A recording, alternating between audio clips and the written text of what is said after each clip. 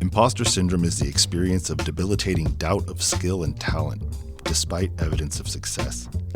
While a common symptom of high achievers and perfectionists, imposter syndrome is frequently the consequence of discrimination, bias, stereotypes, racism, and elitism. Imposters dwell in a persistent fear of being exposed as incompetent or inadequate, a fear that triggers self-doubt, anxiety, burnout, stalled growth, externalization of success, and avoidance. To disrupt this phenomenon for our students, we are asking graduates to share stories from college and career to normalize the experience. This is one of our conversations. Tell me about growing up. Where'd you grow up? I grew up in this area, actually, not too far from here, like 10 minutes, in a little neighborhood called Shelltown. Shelltown, yeah. I grew up there. I've lived in that same house basically all my life. Like, I don't know, how am I, 20 years now of my life, pretty much. Well, you weren't living in the house for a little bit. Oh, yeah, right? For a little bit. We'll get there a little bit later, yeah, okay? We'll touch on that later. So growing up, you grew up in Shelltown? Mm-hmm. I know you played soccer here at Lincoln. Played soccer your whole life? Yep. What's that been like? It's How'd cool. you get started? It was fun. I grew up playing soccer. I started around the age of like 5, 6. Mm-hmm. I started just playing in like this local team, actually in my elementary school. I went to Cesar Chavez Elementary. There was a team that me and my dad would see, like practicing on the field after school and stuff. So that's why I started. I started out there, then just worked my way up, switching teams, eventually played here. Mm-hmm. I played club for a little bit, but...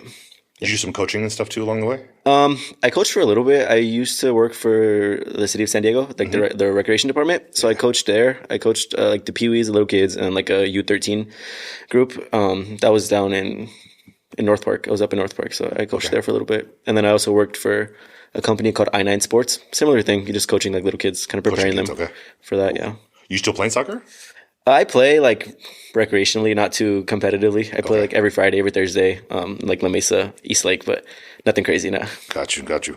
And so, dad supportive of that? Like, talk to me about family relationships, things like that. What do you got going on? Yeah, well, my dad's been pretty supportive throughout high school, obviously. He's been, even when I got into college, obviously, he was really supportive. He was happy for me. I have 2 sisters. They were both obviously too happy. They were both pretty happy with me, like me going to college, getting good grades and stuff. My sister as well. She was actually valedictorian where she graduated. So she's valedictorian where? San Diego High. Oh, at San Diego High. Okay. Yeah. She unfortunately never went to college and stuff, but interesting. They're both doing well for themselves. Any idea why she chose not to go? Okay. Yeah, my sister, she was in ROTC. She was a really big like ROTC person, so she wanted to go to, I believe, like the military, the army, whatever. But they didn't accept her. I think one lung was smaller than the other one or something like that. Something kind of... Okay, so like a medical disqualification. Yeah. So she got really depressed out of high school, and she had a full ride to Point Loma Nazarene, but in the end, she decided not to go because she felt it wasn't right. It wasn't a right fit. Yeah. See, that's kind of the idea that we're struggling with right here. Is there's a legacy of Lincoln High School students feeling as though they're not prepared enough or skilled enough to be successful at the next level. That's part of that imposter syndrome. Yeah. So just asking you to share your stories about that whole experience growing up in the neighborhood, your high school experience, and going to college, all that. No, for sure. Cool. So what was it like then? So playing soccer in the neighborhood, dad out supporting, sisters out supporting you. How'd you end up here at Lincoln? Funny story, actually. I wasn't meant to come to Lincoln because I went to what they call a preparatory academy. Really, it was just another middle school. I went to King Chavez Prep, but obviously... Oh, when you said preparatory academy, I was thinking like an all-white school. Like, oh, no, I say preparatory academy as in it wasn't really a preparatory academy. It was just another middle school, pretty much. I got you.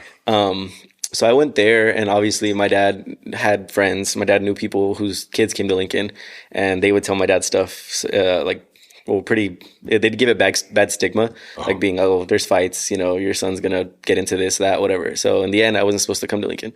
I was meant to go to King Chavez High.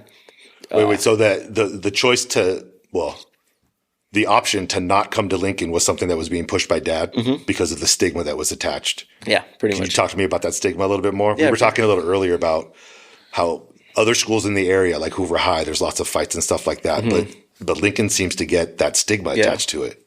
What was the stigma your dad was worried about? Give us more details. Well, obviously, people say it's ghetto. There's fights. Your son's gonna get, I don't know, into drugs, into a gang, whatever. There was one specific scenario my dad mentioned where it was like, oh, this kid got his backpack stolen and got beat up and left on like the side of the street or whatever. That was like a specific example he gave to me, but it was just stuff like that. Like, Okay. you know. And then so you were supposed to go to King Chavez High? Yeah. How'd that all work out? So I was supposed to go to King Chavez High. I had signed up for orientation and everything. But in the end, I told my dad, I was like, I don't want to go here. It was in downtown. I had to take the trolley to school every day. It wasn't convenient, and like I didn't have the best experience in middle school. Okay. So I kind of wanted to get away from that crowd. So I was like, let me just. That pause was because he got my attention. That was a head nod. You didn't have the best experience in middle school? Yeah. What was that about? Explain that one to me too. Just, I don't know, some of the people that I was around, some of the kids. It was just. I don't want to say I was bullied, but at the same time, I was a little bit. People would make fun of me, stuff like that. So it's fairly sort of, I don't want to say typical, but a normal, and I don't even want to say normal because that's not even normal. I can't think of the word right now. I'm thinking like traditional, whatever. But yeah, a common middle school experience where there's tensions among kids, the bullying, that kind of stuff. Yeah. So you didn't want to continue with the same group of kids. Pretty much. I didn't want to continue around the same group of kids. And obviously, if I had the choice, either continue with those kids or come try something new. And they say it was new, but at the same time, it was familiar because a lot of people I went to elementary school with ended up coming to Lincoln just because we're all from the same area. Uh-huh. So I was like, oh, I don't know, maybe I can rekindle some friendships, or I don't know, meet some people that I knew from the past. And if not, then I'll meet new people. You know, that was kind of the idea. I came in, come to Lincoln. Uh-huh. So yeah. So it's like a feeling of a fresh start almost. Pretty much, yeah. I'd say, yeah. Cool. And so you graduated 2023. Mm-hmm. So between your decision to come here and that graduation day where you're on the stage, what are some of your memories? Like, what do you think about your experience here at Lincoln? What was it like? Well, it was a long time, 4 years. 2 of them were spent online or partially, you know. That's right. Yeah. Online learning. That was different. That was it was weird to start. I think it was my sophomore year where we transitioned. Like that year was a fully online. Uh-huh. Because it was at the end of my freshman year when the whole pandemic happened. Right, we got it put into. So the next full school year we were online. Online, yeah, that whole school year, and then my junior year, we had the option to come back for a little bit, which is what I did because I was like, I want to get out of the house. I don't think anyone likes to be cooped up in the house. You had a hard time with the online learning situation, the social aspect of it. Social aspect, yeah. Like I just didn't like not being able to go with my friends, not being able to talk to people, not being able to really see people, you know. Yeah. So that part was kind of difficult because that was tough for everyone. Yeah. So then you come back. Yeah. Junior, senior year. End of junior year, pretty much. Okay. Or no, sorry. It was the end of my sophomore year when we got the option to come back. Junior year, we came back fully in person. That's when I took your class, actually, for the first time, I think. That was the AP language class? AP Lang, yeah. Okay, cool. Have you always been like pretty successful academically? Yeah, I'd say so. Elementary school doesn't count, but middle school, I was salutatorian in middle school. Okay. So there was that, and then throughout my high school years, I was pretty successfully academic. Where does that come from, you think? Not necessarily like the skill, but like the attitude and the focus on academics. Yeah, I don't know. It's kind of like my dad's always pushed me to be, you know, he's always pushing me to do good in school. Not my sister obviously did good in school, and I don't know if that's why he kind of pushed me to do good in school too. He saw her. She kind of set the example for how me and my other sister should have been, and I don't know if that's maybe where he kind of like was like, okay, you have to do good in school, but at the same time, every parent wants their child to do good in school. Yeah. But for me, I think I just wanted to make my dad proud. I wanted to make him happy, you know. I think the thing that me and my dad, we didn't have the best relationship growing up. It wasn't the worst, but it also wasn't the best. So I thought like something for me to like kind of get seen by him was doing well in school. I think that was the main reason for me. And so how well did you do? Like what was GPA? What kind of accomplishments did you get here at Lincoln? So at Lincoln, I was salutatorian. I graduated second in my class. I believe my GPA was a 4.43, if I remember correctly. Okay. I took a handful of APs, a few of them. And my biggest accomplishment probably was getting to UCSD and attending where I am now, yeah. Cool. Something else pretty traumatic happened when you were here at Lincoln, I know of. Yeah. Tell me about that. Talk about that. Do y'all remember the floods? The floods, yeah. I think that was after I graduated. Oh, right after you graduated. Yeah, it was after. Yeah. It was my first year at UCSD. Yeah. Yeah, that was a funny time. So it was That was January. a funny time. Looking back at it, it's funny. Well, no, it's not funny, but it was just looking back at it, I laugh just because it's I don't know. That's the way I cope, I guess. I just laugh. What was it, 23, 24? I think, or yeah, it was January of 2024. January 2024. We had pretty severe flooding here in San Diego. It's a pretty big storm came through. And in Southeast San Diego, there were sort of infrastructure issues with the drainage, and big portions of the community were flooded. Mm-hmm. And Manny's house was also one of the ones that was flooded. Yeah, unfortunately. It was, like you said, it was a big storm. Pretty much our house was like turned upside down. I didn't even know it was flooding because I was in class actually during the time. And I had the habit of just checking the cameras at my house just to, see what's going on. So I checked. And I noticed the water is about to maybe my chest level. And I was calling my dad. I was like, "Are you at home?" He's like, "No, I'm at work." Why? And I told him what was happening. The water has started to flood. So he went home. By the time he got home, he couldn't drive his truck on the street anymore. They had it blocked off. The entire street was blocked off. The whole entire street was blocked off. Yeah, the whole street flooded. So water levels in your house were chest high, 5 foot high. But at the time, yeah. Once my dad got there, it would have been I don't know, maybe 5.5 feet. Okay. It was pretty good. It was pretty bad. So, yeah, all that happened. A few days later, we go check everything out once the water been released or whatever. And the whole house is turned upside down. Everything's just filled with mold, dirt, dust. A lot of it's not even there anymore just because the water flushed it away. So lost heirlooms, lost memories, lost all that kind of stuff? Everything. From memories, like you said, memories, heirlooms, all our electronics. My car, luckily, wasn't there, but I know a few people around the neighborhood. Pretty much everybody lost their car. Mm-hmm. I think there was even an older woman who lost her life during that, down the street from me. Down the street, so from your neighborhood. So what did you do, for the days that the house was flooded, mm-hmm. and while you were sort of trying to repair things? Where were you living? Where were you staying? Because you're in college, first year in college while this is happening, right? Yeah, it was a stressful time. So luckily, my dad, well, he's part of the Catholic Church. He's a deacon, so he knows people. He has connections, and one of the deacons or one of the priests from the Catholic Church had he housed us for a little bit. He lived out in El Cajon. He had a guest house that was a little bit down the hill from his main house, and he housed me and my dad there for about 6 months. Okay. I was lucky enough I had my dorm with my first year, so I was at my dorm most of the time, but my dad was out at the guest house in El Cajon. So even if I were to go, I'd go out there on weekends just to see him sometimes, see how he's doing, stuff like that. Okay. So you're from San Diego, but you're living in the dorms during mm-hmm. this time. Yeah. So let's use that as just sort of transition here. Mm-hmm. What was it like that first year, mm-hmm. going from Lincoln High School to UCSD? First of all, how did you get there? Uh-huh. The scholarships, how is it paid for? The whole process of applying and all that. How did that all work? Yeah, so I started applying my senior year of college, senior year of high school. I did it through the UC application. I applied to 4 different schools. UCSD was the one I ended up choosing. I'm there on a full ride thanks to the Chancellor scholarship. It covers everything that financial aid doesn't. So if I get, a set amount from financial aid, the Chancellor scholarship covers the rest. So that's how it works. How much money are we talking about? What's the average cost for a student a year at UCSD? At UCSD, it's around for in-state, it's around $35,000. So you got a Chancellor scholarship to cover essentially $35,000 a year. Essentially, is it just 4 years, or is it until you get your degree? It's 4 years. So 4 years. You have to get your degree within those 4 years. 4 years, okay. Yeah. So full ride scholarship to UCSD. Mm-hmm. You're staying there in the dorms your mm-hmm. freshman year. What's that like? What's it like living on campus? It's different. It was a really big culture shock for me because, like I mentioned to you earlier, mm-hmm. here at Lincoln, there's a lot of people who look like me, mm-hmm. Hispanics. I think more than half of the population of the school is Hispanic. So going this school, of Lincoln, of Lincoln, yeah.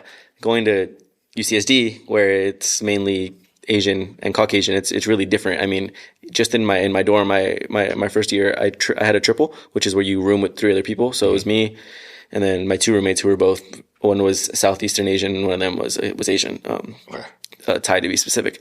But yeah, it's different. It's 3 cultures meshed into one room, so it's kind of weird. And then But the other room across from us, it was like an apartment type of style, or whatever. So it was 2 rooms. The other room was two Caucasian guys from Palm Springs, and one of my friends, he was Korean. So it's different. It was different. So you're the only Latino in the entire. And I think I might have been one of the only Latinos on the whole floor. Really? Yeah, I remember because I remember my floor. There was three apartments on our side, 3 apartments on the other side. It was like 3 boy apartments, 2 girl apartments, whatever. I don't think I've ever saw another Latino. It was just Asian and white kids. What about in your major? So I know you're majoring in like finance, economics, business stuff. I know you did some advanced math stuff when you were here at Lincoln, right? Which kind of set you apart a little bit. Yeah. You know, being someone who's successful at advanced academics is against the stereotype. Yeah. Right. When you get to UCSD, what's it like in that department? Yeah, in that department, in those classes. It's different. Like obviously those classes are hard. I mean, it's a lot of the stuff that I learned there. I didn't really learn much about it here at Lincoln. But I mean, that's kind of stuff. You know, it's college and high school. It's a little different. How the classes look, again, not many of the classes have Latino students. Like especially at least in my department, I noticed because for two of my roommates from that year were both business economics majors, and they were both white. So I'd say the majority of that major is pretty Caucasian. It's pretty white. There are a good amount of Asian students who take that class or who are majored in that too. But from what I've seen, the majority of them are Caucasian. And so how do you manage that? I mean, the podcast is the Imposter podcast. It's this idea that students of color, in areas of higher education or in the professional world often feel as though they are left out or out of place. Did you experience any of that kind of stuff? I think I'd say so, just because, like I said, I go to obviously, I worked hard here to get my spot here I worked hard here at Lincoln to get my spot at UCSD, and I get there and it feels like I kind of have to start over. It feels like I don't want to say everything was against me, because in the end I know I can persevere through. But at the same time, I feel like other people have, they have maybe a little better chance. If that's something, I don't really know how to explain myself. But I guess what I'm getting at is that I think it's harder for someone like me, like us, to be able to succeed in. Well, not me. No, maybe not you, but in higher education, just because we come from something so different. For example, my two Caucasian roommates, they came from a college readiness high school. Yeah. So they both kind of went in already knowing what to expect. Yeah. See, so the experience or the expectation of going on to higher education is sort of normalized. It's normalized in their experience. Yeah. It's not necessarily normalized here. It's funny because a lot of the people I knew from here, from Lincoln, a lot of them don't go to college. But it's normal, it's because I think it's kind of normal within our culture to not try to succeed academically.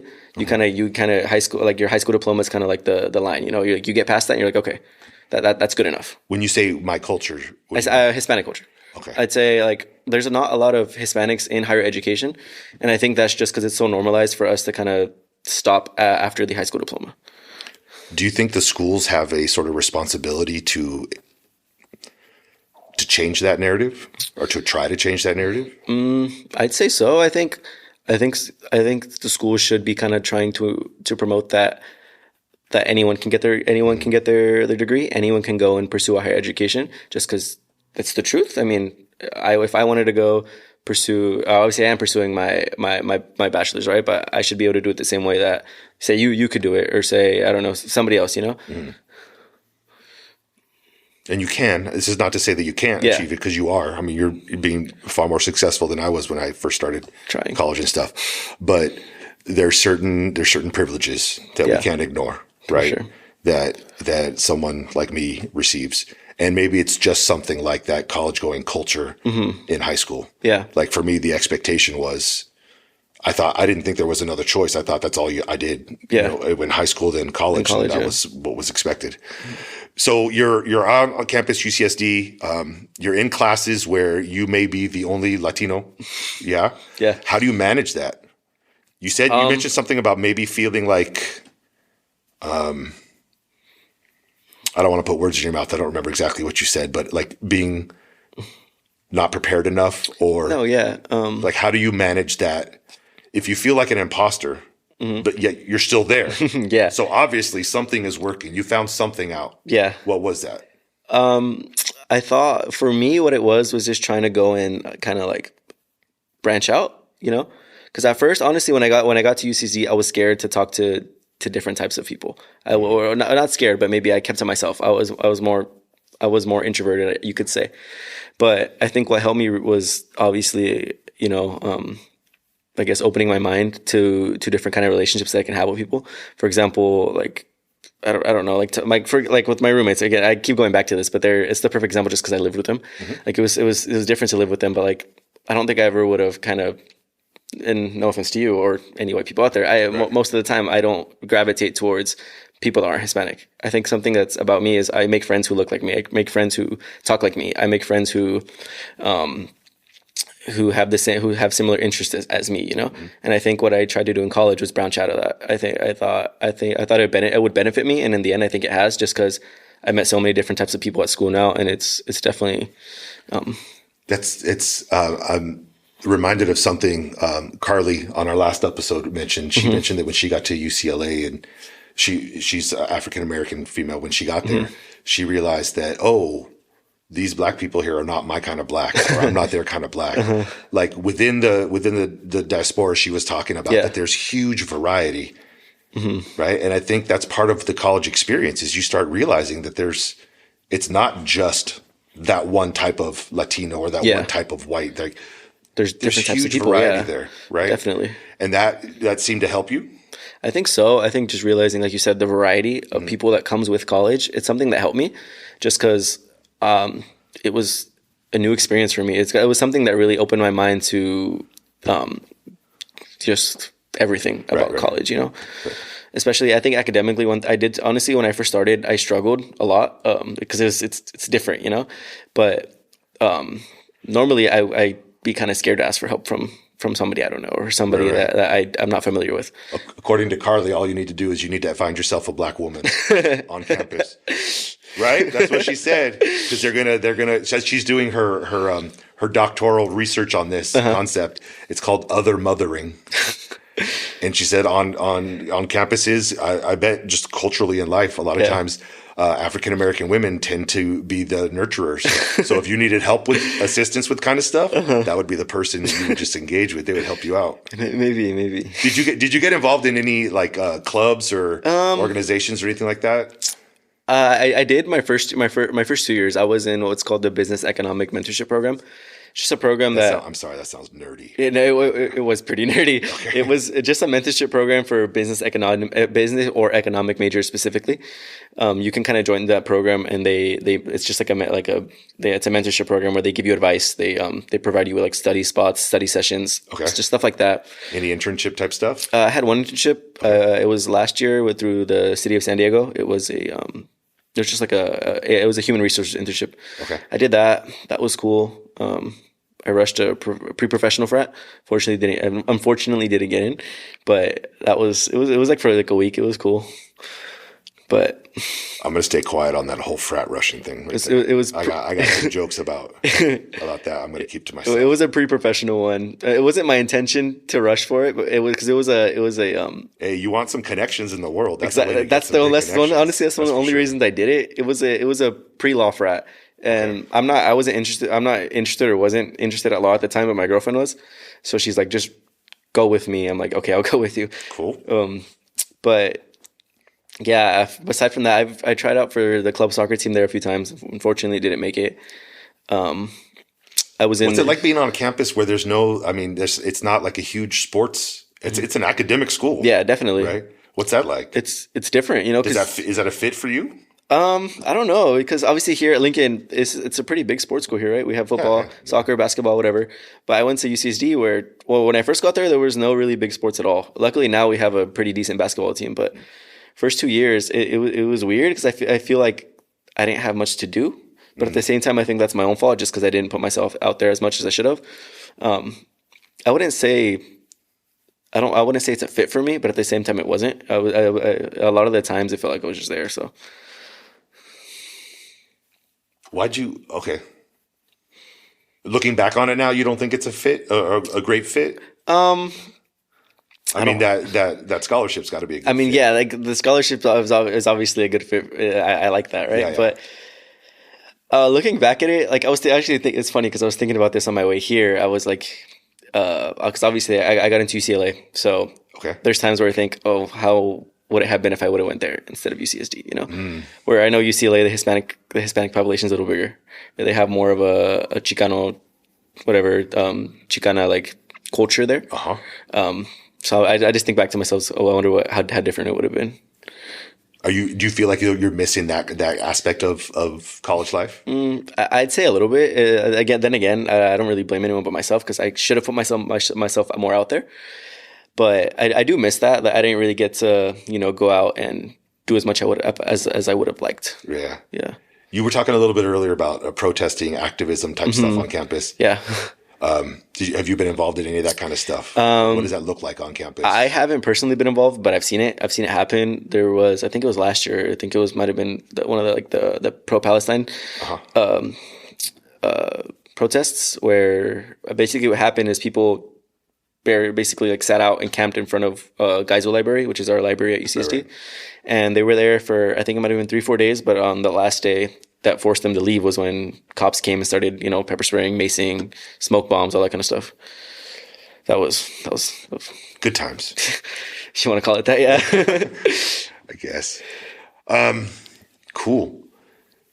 Can I ask you for some advice for current students? Definitely, yeah. About the whole process and maybe what you would suggest they do once they get there. I'd say one thing is definitely branch out. I think the worst thing you can do in college is keep to yourself. I think you should definitely go out there, try to meet new people, go into college with an open mind. Don't even worry about the academics. That'll come as you go. Like honestly, it only gets easier. That's the same stuff Carly was saying, right? It's like the academics is the academics. It's only one part of the college experience. Exactly. That's why I say I don't want to say I regret it, but at the same time, I wish I would have done more. Now I understand what you're saying. Just because I think when I first got there, I was so focused on, okay, I need to do this, I need to pass, I need to do that, I need to do well. Just that's how I've always been. Even in high school, I was like, okay, I need to pass, I need to get straight A's, blah blah blah. Yeah. So I kind of was like that when I got into college too, but I wish I wasn't. I wish I would have just been more open to doing other stuff, just like going out, joining clubs, meeting new people, trying new things, that kind of stuff. I think, had you gone to UCLA, I could see that happening more because you're away from home. Exactly. Yeah. Right. It's that distance that creates that you're going to need to look other places for supports. Yeah. And just waste to pass time. Yeah. Are you still living in dorms on campus? No, I'm living on my own right now. On your own right now. Yeah. Okay. Live on my own. Cool. Any other advice for students? Anything else you wanna kind of plug? I don't know. It's hard because obviously I'm not done yet, right? I still have How much longer do you have? You're a junior now? I'm a junior, yeah. So I have next year, all of next year, and half of this year, pretty much. I have a year and a half to go. I got another favor to ask then. Yeah. We have quite a few students that have applied, and I don't know, maybe on campus next year. Any way we could set up sort of like a little link into UCSD pipeline? For sure. Hook you guys up. Yeah, definitely. I know a few other people that go to UCSD from Lincoln now, so Maybe we can set something like that up. Set something up. We can show them around campus. I don't know. Show them all the spots. Yeah, just so they see another familiar face and they don't maybe feel so left out a little bit. Exactly.